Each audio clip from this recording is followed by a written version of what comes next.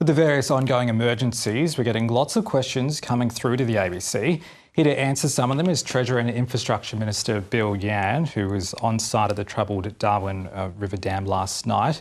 Firstly, just on the dam, can you provide us a bit of an update on the situation on the dam's pump station?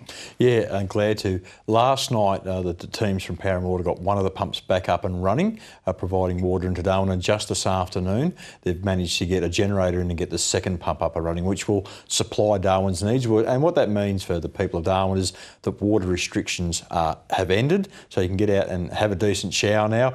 But the boiling water need is still in place until tomorrow. We're testing the water quality at the moment. We'll know tomorrow afternoon about lunchtime, and then the show will be able to make that decision on whether we continue to boil our water or we don't have to.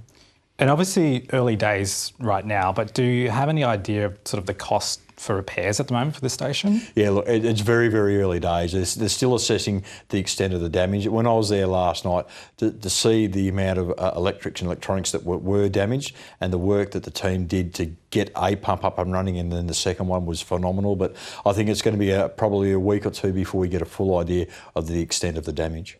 And still an evolving situation, but at what point will you start to sort of look at the infrastructure around here and, you know, I guess sort of helping to ensure situations like this are mitigated or don't potentially happen? Yeah, and you're absolutely right. And funnily enough, those discussions were happening last night. So I'm out there with people from Power and Water and the techs and all the contractors, and we're actually looking at the site. And one of the discussion points was, what do we do now to make sure that we mitigate some of these issues into the future? Because obviously water infrastructure is critical to the supply of Darwin, so we must make sure that we've got that supply locked down and mitigate any future damage from flood events.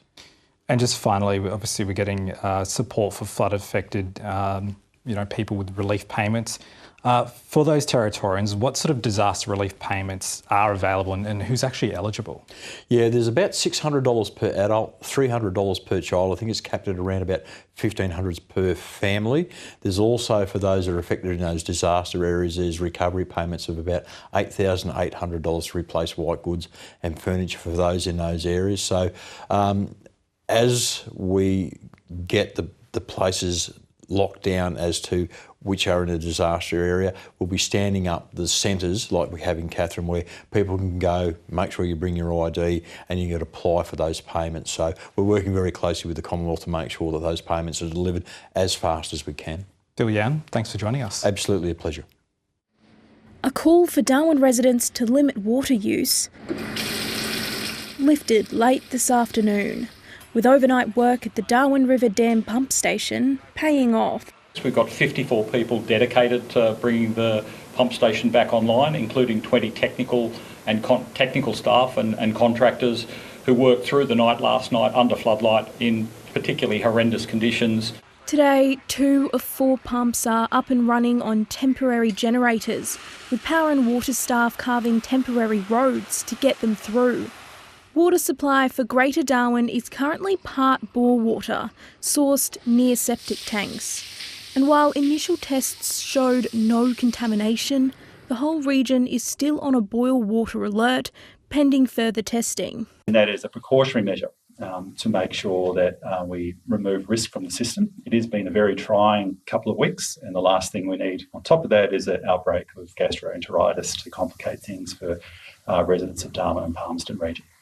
The boil water alert, which came into place yesterday for the Greater Darwin region, means all water must be boiled before consumption. This includes for brushing teeth and for cleaning babies' bottles. The shock alert leaving supermarket shelves bare, local water parks shut and sports matches cancelled. The timeline for a return to normality still unclear.